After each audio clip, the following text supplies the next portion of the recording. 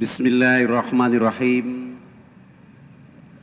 Ada 6 orang yang tidak boleh menjawab salam saya malam hari ini. Saya ulangi, ada 6 orang yang tidak boleh menjawab salam saya malam hari ini. Yang pertama adalah orang gila. Yang kedua orang bisu. Yang ketiga orang tuli. Yang keempat orang yang sedang tidur.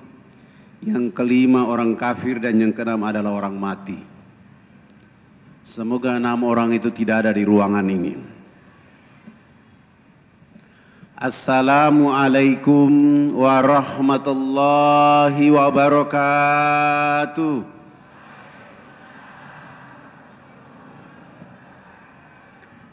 Innal hamdalillah nahmaduhu wa nasta'inuhu wa nastaghfiruh. Wa na'udzu billahi min sururi anfusina wa min sayyiati a'malina. May yahdihillahu fala mudilla lahu wa may yudlil fala hadiya lahu. Asyhadu an la ilaha illallah wahdahu la syarika lahu wa asyhadu anna Muhammadan abduhu wa rasul. Allahumma salli wa sallim wa barik ala Muhammad wa ala alihi wa ashabi ajmain. Hadirin yang dirahmati oleh Allah Subhanahu wa taala. Alhamdulillah, tidak ada kalimat sesempurna rasa syukur kepada Allah Subhanahu wa taala. Oleh karena dengan rahmat, ridho dan taufiknya sehingga pada malam hari ini aktivitas kehidupan kemanusiaan kita terhenti sejenak.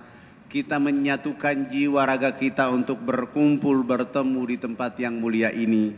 Semoga kehadiran kita menjadi sebuah kecerdasan keimanan kita kepada Allah dan Rasulnya Muhammad sallallahu alaihi wasallam.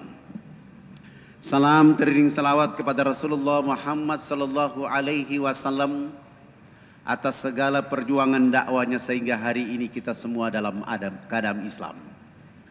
Walau malam hari ini kita tidak menatap wajah Rasulullah, walau malam hari ini kita tidak mendengar kata-kata langsung dari Rasulullah Muhammad sallallahu alaihi wasallam, walau malam hari ini kita tidak bersama Rasulullah sallallahu alaihi wasallam, tetapi warisannya Rasulullah sallallahu alaihi wasallam membuat kita berbondong-bondong, berduyung-duyung duduk di majelis ini.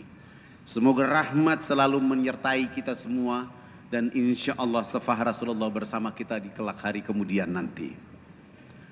Bapak Ibu yang dirahmati oleh Allah Subhanahu wa taala. Perjalanan kita 2015 adalah perjalanan tahun menuju 70 tahun Indonesia merdeka. Dari perjalanan 70 tahun menuju Indonesia merdeka, umat Islam di seluruh dunia sedang berkiblat melihat orang Islam Indonesia. Di seluruh belantara muka bumi menanti umat Islam yang disebut menjadi mayoritas di dunia. Tetapi apa yang terjadi? Hari ini justru di negara kita, di bangsa kita, justru umat Islam mayoritas ini justru tidak mendapatkan nilai di tengah-tengah kehidupan berbangsa dan bernegara. Tidak saja dalam berkehidupan berbangsa dan bernegara, pribadi beragama pun selalu menjadi nilai yang kecil di tengah-tengah umat Islam itu sendiri.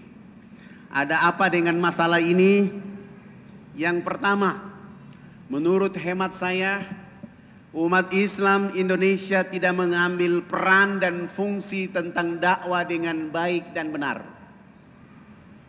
Akibat tidak mengambil peran dakwah dengan baik dan benar di tanah air ini, sehingga hari ini di tanah air Indonesia kita disibukkan dengan agama-agama oplosan. Ada minuman oplosan, ada juga agama oplosan. Agama oplosan itu ada di Republik ini oleh karena negara tidak serius mengurus agama Islam dengan baik dan benar. Justru negara bekerja sama dengan agama oplosan untuk dijadikan proyek dan pada akhirnya menekan keadaan umat Islam yang sedang beribadah kepada Allah. Orang yang pakai jenggot, rajin ke masjid, dituduh, difitnah. Tapi orang yang sedang berzina di hotel justru dibanggakan, disiarkan. Orang yang sedang baca Quran dicurigai. Sementara orang yang sedang narkoba, berzina, melakukan kejahatan justru dipelihara. Orang yang sedang poligami justru ribut. Sementara orang yang berzina dari tempat WTS ke WTS lain justru dipelihara oleh kita. Ada apa? Karena kita tidak mengambil peran menjadi dai dalam aktivitas kehidupan kita. Sehingga hari ini pekerjaan dakwah itu tidak menjadi kualitas bagi kehidupan kita. Sebagian orang menganggap dakwah itu urusan orang alumni dari pesantren perguruan tinggi Islam. Sesudah itu tugasnya mereka. Di sisi lain, dakwah dikemas dengan kepentingan-kepentingan politik yang pada akhirnya membuat umat Islam mayoritas ini tidak maju, justru makin terbelakang dan terhina.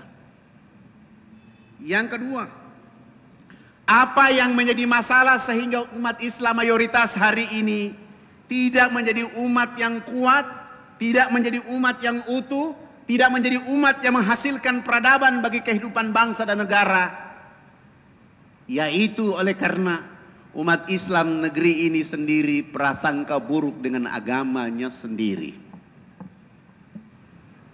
Akibat prasangka buruk dengan agamanya sendiri, sehingga yang terjadi adalah yang membuat majelis taklim adalah ibu-ibu, sementara yang bapak-bapak yang laki-laki jarang bikin majelis taklim.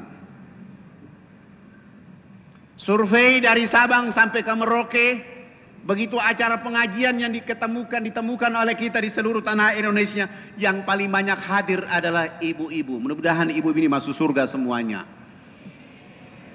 Bapak-bapaknya kemana? Justru sebagian di antara kita umat Islam, bapak-bapak itu justru menjadi provokator untuk tidak lagi hadir di majelis-majelis itu. Inilah yang terjadi pada keadaan kehidupan kita. Yang ketiga, umat Islam negeri ini sendiri saling mencurigai karena kepentingan dunia, bukan karena kepentingan agama Allah Subhanahu wa taala. Kita mayoritas, kita jumlahnya banyak, tapi justru di antara kita tidak menemukan yang namanya wa'tasimu bihablillahi jami'a. Yang ditemukan adalah keretakan hidup umat Islam Indonesia.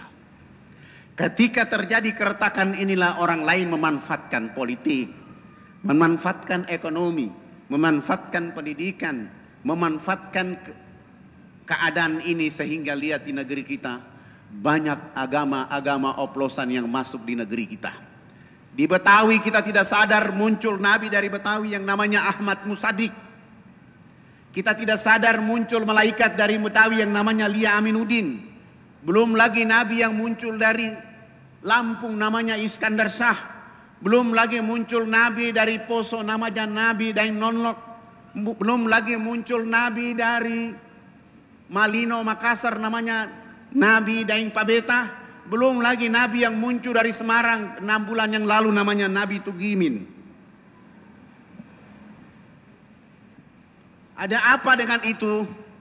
Ini semuanya kerja-kerja proyek yang hasilnya adalah merusak dan memanfaatkan keretakan umat Islam itu sendiri. Kita belum lagi mendengar ada musabaqah tilawatil Injil yang sedang dilaksanakan oleh Institut Kalimatullah Grogol Jalan Sosilo 3 nomor 17.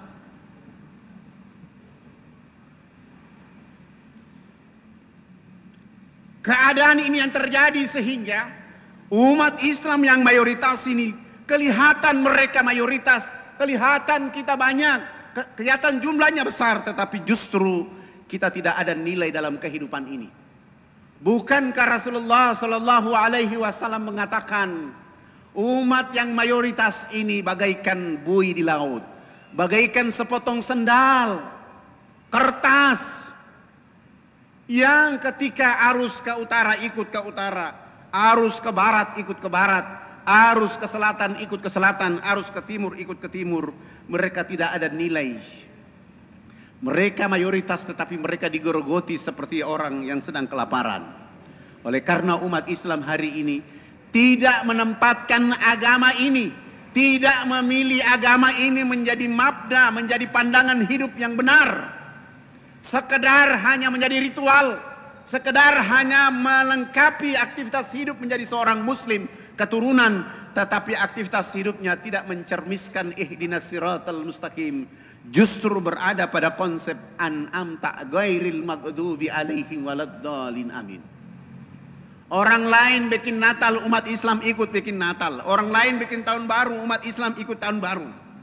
Tidak malu dengan agamanya. Bahkan sangat tidak malu lagi, berani-berani mengatakan toleransi di antar agama oleh karena untuk merusak akidah dan tauhid itu sendiri. Bukankah Allah mengingatkan kita, la a'budu ma ta'budun wala antum abiduna ma'bud. Aku tidak akan menyembah apa yang kamu sembah dan kamu tidak akan pernah menyembah apa yang aku sembah. Telah jelas bagi kita, sehingga toleransi tidak bisa diterjemahkan untuk merusak akidah, tauhid dan agama yang telah didakwakan Rasulullah Muhammad SAW. Akibat kita mayoritas tidak menempatkan agama pada posisi yang benar di kehidupan kita, sehingga kemayoritasan bangsa ini mencoreng peradaban Islam yang telah didakwakan oleh Rasulullah dengan para sahabat. Kita malu kepada para pejuang bangsa Indonesia. Mereka malu 350 tahun dijajah oleh negara yang luasnya 425 km persegi. Mereka malu kepada negara yang jumlahnya penduduk 9 juta. Sehingga mereka bangkit mengantarkan kemerdekaan untuk bangsa ini. Tapi sayang, hari ini menuju 70 tahun Indonesia merdeka, justru negara yang mencoret agama di tengah-tengah kehidupan bangsa dan negara, sehingga orang lain masuk memanfaatkan kesempatan untuk merusak agama ini. Mari bersatu, rapatkan barisan. Indonesia merdeka dengan rahmat Allah karena mayoritasnya umat Islam berjuang. Indonesia merdeka oleh karena akidah dan tauhid yang kuat di tengah-tengah kehidupan bangsa dan negara. Untuk membuat negara ini bangkit kembali, peganglah tauhid agama Allah al-Islam yang didakwakan Rasulullah. Aku yakin bahwa nanti ketika 100 tahun Indonesia merdeka, Indonesia menjadi bangsa yang mandiri, Indonesia menjadi bangsa yang maju oleh karena umat Islam menempatkan akidah, tauhid, dan menjadikan Islam menjadi way of life untuk mengantarkan keselamatan manusia di tanah air ini. Demikian dari saya. Wassalamualaikum warahmatullahi wabarakatuh.